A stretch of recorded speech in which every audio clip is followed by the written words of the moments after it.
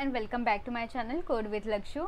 तो आज का जो वीडियो होने वाला है वो बहुत ही नया एंड यूनिक होने वाला है, क्योंकि आज के जो वीडियोस है उससे हम स्टार्ट करेंगे जो भी हमारा बीएससी आईटी के सिलेबस है ना उसको कवर करेंगे। फॉर एग्जांपल हमारा सेम 5 में एक सब्जेक्ट है नेक्स्ट जनरेशन टेक्नोलॉजी करके, तो मैंने सोचा क्यों ना हम पूरे सिलेबस को कवर करें 1 बाय 1 करके शॉर्ट वीडियो में, ताकि आपको सभी चीज़ें डिटेल में समझ आ जाए और आप ज़्यादा बोर भी ना हो और पढ़ाई में थोड़ा इंटरेस्टिंग वे से हम पढ़ाई करेंगे। ओके, तो यहाँ पर देखिए, जैसे कि आप देख सकते हो मैंने सेम 5 का सिलेबस ओपन करके रखा है नेक्स्ट जनरेशन टेक्नोलॉजी का। तो सबसे पहले यूनिट 1 को हम कवर करेंगे। यूनिट 1 के अंदर का भी जो सभी सब सिलेबस है ना, सब पार्ट्स, उसे हम अलग अलग वीडियोस में देखेंगे। तो आज के इस वीडियो में ना हम getting started big data, facts about big data sources, इसके बारे में जानेंगे। तो उसका जो है मैंने नोट्स क्रिएट करके रखा है, यहाँ पर आप देख सकते हो। तो सबसे पहले जानते हैं कि डेटा क्या होता है। तो यहाँ पे बोला है data is raw facts and figure. तो मैं आपको इंग्लिश में भी बताती हूँ एंड हिंदी में भी उसको एग्जाम्पल के साथ समझाती हूँ, ताकि चीज़ें आपको प्रॉपरली समझ में आए। Data is raw facts and figure का मतलब ये होता है, फॉर एग्जाम्पल आप क्लास में हो, ठीक है, और मैं हूँ, तो आपको ऐसे ही बाहर से खबर पता चली है कि कल बैंक हॉलीडे होगी, तो कॉलेज में छुट्टी होगी, ओके, कल कोई ओकेशन है करके। बट ये आपने आपके दोस्त से सुना है, ठीक है, आपको ये ऑफिशियली पता नहीं है, बस ये खबर आप तक पहुंची। तो ये जो पहुंची है ना वो खबर आपके पास, वो डेटा हो जाएगी। और इन्फॉर्मेशन क्या होगा?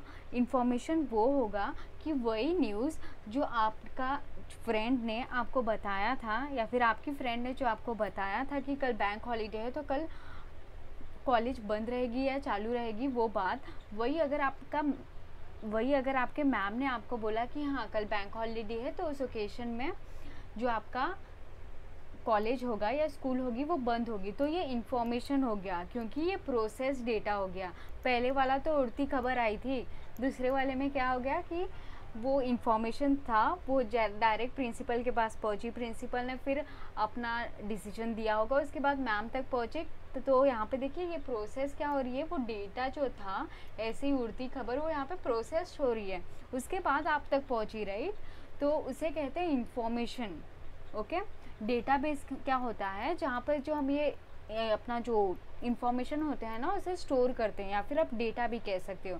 तो यहाँ पे ये वाले एग्जांपल में तो यहाँ पे डेटा या इन्फॉर्मेशन हम स्टोर नहीं कर सकते, बट देन नॉर्मली आप चीज़ें कैसे, कोई और एग्जांपल लोगे, फॉर एग्जांपल आप किसी चीज़ में काम कर रहे हो, कोई फॉर्मूला में, तो पहले आपने अपने इमेजिनेशन में सोचा होगा तो वो एक डेटा होगी, फिर आपने उसके ऊपर वर्क किया होगा एंड फिर एग्जैक्ट सोल्यूशन मिल गया तो वो इन्फॉर्मेशन हो गई। तो अभी आप चाहते हो कि इसे मैं कहीं पे तो स्टोर करके रखूँ कि आगे जाके अगर मुझे यूज़ हुआ तो मैं उसको जाके एक्सेस कर लूँगी। तो वो कहाँ पे स्टोर होता है? वो हमारे डेटाबेस में स्टोर होती है। नेक्स्ट हम जानेंगे कि बिग डेटा होता क्या है। ओके, तो मैम आपको, अगर जैसे कि आप एनजीटी पढ़ोगे तो सबसे पहला सवाल होगा कि व्हाट इज़ बिग डेटा करके। किसी को पता है बिग डेटा के बारे में? ऐसे सवाल पूछते हैं। तो यहाँ पे देखिए ये दोनों पॉइंट्स पहले मैं रीड करती हूँ, उसके बाद एक्सप्लेन करती हूँ। तो जो पहला पॉइंट है that is big data is also data but with a huge size. Big data is a term used to describe a collection of data that is huge in volume and yet growing exponentially with time. तो यहाँ पे क्या बोला है, big data है ना, big data भी एक डेटा के समान ही होता है, बट इसका जो वॉल्यूम होता है वो बहुत ह्यूज इन साइज होता है। ओके, और यहाँ पे बोला है big data is term use to describe a collection of data, मतलब छोटे छोटे डेटा करके बहुत सारे डेटा एक ही जगह में स्टोर होना, और ये समय के साथ बढ़ते ही जाती है। फॉर एग्जाम्पल आप कह सकते हो कि हमारा जो कितने सारे एग्जाम्पल्स हैं, इंस्टाग्राम ले लो, इंस्टाग्राम का जो डेटा है वो दिन ब दिन कितने बढ़ते जा रहे हैं, नए यूज़र्स आ रहे हैं और पुराने यूज़र और एक्टिव हो रहे हैं, कितने सारे रील्स डाल रहे हैं, कितने सारे फ़ोटोज़ डाल रहे हैं, कितने सारे थ्रेड्स के एप्लीकेशन निकल गए।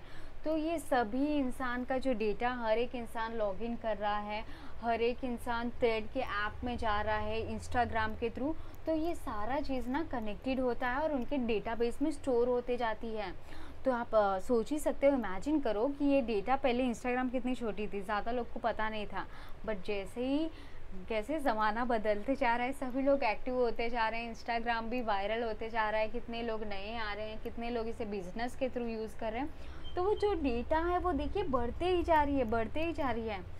ओके, एंड ये एक एग्जांपल था। तो एक अमेज़ॉन का भी ले लो। अमेज़ॉन पहले उतना फेमस हुआ नहीं था, पर जैसे कि आप देख सकते हो कि आजकल तो सभी चीज़ें अमेज़ॉन पर मिलती हैं। तो उसमें उतने सारे डेटा को डालना, उतने सारे डेटा को लोग एक्सेस कर रहे हैं। एंड अगर मैं स्पेसिफिक एक डेटा को एक्सेस करती हूँ तो देखिए, आपने देखा होगा, आप कोई भी एक चीज़ परचेस करते हो तो आप बाद में कभी वापस जाओगे तो वही चीज़ें के रिलेटेड आपको चीज़ें दिखाती हैं। क्यों? क्योंकि जो पीछे का पूरा बैकएंड का सिस्टम है ना, वो आपका डेटा स्टोर हो रहा है और वो डेटा के हिसाब से आपको प्रेफरेंस देती है कि आप वो सिलेक्ट करो करके। मतलब सारे जो डेटा है ना वो स्टोर होती है, एंड ये समय के साथ बढ़ते ही जा रही है। तो ये सब एग्जाम्पल होते हैं बिग डेटा के। तो ये 2 लाइन आपको समझ गया। तो यहाँ पे हम देखेंगे, देखिए ये वाला नेक्स्ट है हमारा, the model has change.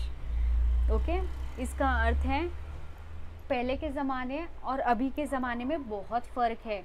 Old model में क्या होता था कि कुछ कुछ कंपनी डेटा जनरेट कर रही है और सभी यूज़ कर रहे हैं।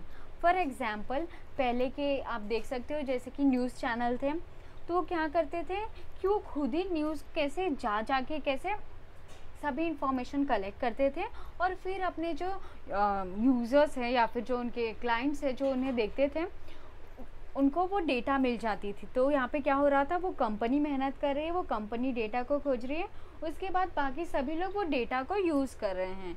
बट अभी क्या हो गया है, अभी वैसे नहीं है। अभी न्यू मॉडल में क्या हो रहा है कि हम सभी लोग कुछ ना कुछ जनरेट कर रहे हैं, सभी लोग कुछ ना कुछ यूज़ कर रहे हैं। फॉर एग्ज़ाम्पल, हम देखो, हम अपना इंस्टाग्राम अकाउंट अगर खोलें तो उसमें कैसे हम बिजनेस अकाउंट भी खोल सकते हैं। हम खुद ही के नए आइडियाज़ जनरेट कर रहे हैं और खुद ही कैसे वो चीज़ों को कंज्यूम कर रहे हैं।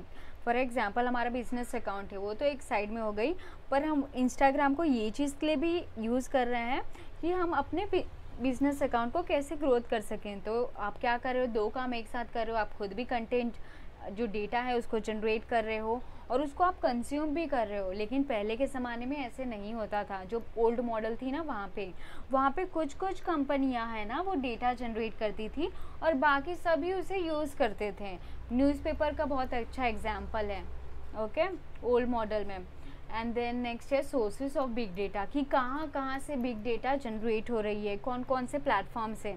तो सबसे पहला है सोशल साइट्स। तो फेसबुक में बहुत सारी डेटा जनरेट होती है, इंस्टाग्राम तो मैंने आपको बताया है, एंड लिंक्डइन भी, ये भी एक बिग डेटा में के एग्जाम्पल में काउंट होता है। नेक्स्ट है हमारे e commerce site. For example, Amazon and Flipkart, दोनों में कितने सारे प्रोडक्ट्स है, कितने सारे लोग यूज़ करते हैं, तो उनके डेटाबेस का रिकॉर्ड कितना बड़ा होगा आप इमेजिन कर सकते हो। नेक्स्ट है हमारा वेदर स्टेशंस। वेदर स्टेशंस कैसे, फॉर एग्जाम्पल, अभी कैसे कल हम क्या होने वाला है प्रेडिक्शन करते हैं तो उसका डेटा अपने वेदर स्टेशन में आता है। 2 साल पहले आज के दिन में क्या हुआ था वो भी रिकॉर्ड होती है उसमें। तो वो डेटा कैसे कलेक्ट होते जाती है, एंड वो इतने अमाउंट में है, ह्यूज है, इतना उसका अमाउंट को आप काउंट नहीं कर सकते। तो वो भी बिग डेटा में आ गई। नेक्स्ट होता है हमारा स्टॉक मार्केट। स्टॉक मार्केट में भी वैसे ही, कल मार्केट नीचे गिरी थी, आज मार्केट बढ़ी है, तो वो डेटा तो वो स्टोर करता है ना। 6 महीने पहले वो मार्केट का प्राइस कितना था, आज वो मार्केट का प्राइस कितना है, यूज़र देखेगा तभी तो अपना स्टॉक इन्वेस्ट करेगा ना उसमें, या फिर स्टॉक को परचेस करेगा। तो इसके हिसाब से वो स्टॉक मार्केट भी हमारा बिग डेटा के अंदर आता है उसके एग्जाम्पल में। देन आता है हमारा telecom, that is Vodafone, Airtel and Reliance. ये तीनों अलग अलग कंपनियाँ हैं, पर ये तीनों अलग अलग कंपनी में कितने सारे लोगों के पास वोडाफोन का कार्ड होगा, कितने लोगों के पास एयरटेल का होगा, एंड कितने लोगों के पास रिलायंस का। तो अपने सभी यूज़र्स का रिकॉर्ड मेंटेन करते हैं एंड उसके हिसाब से उन्हें ऑफर्स देते हैं एंड उसके हिसाब से वो सभी चीज़ें करते हैं ताकि उनके यूज़र्स को तकलीफ़ ना पहुँचे।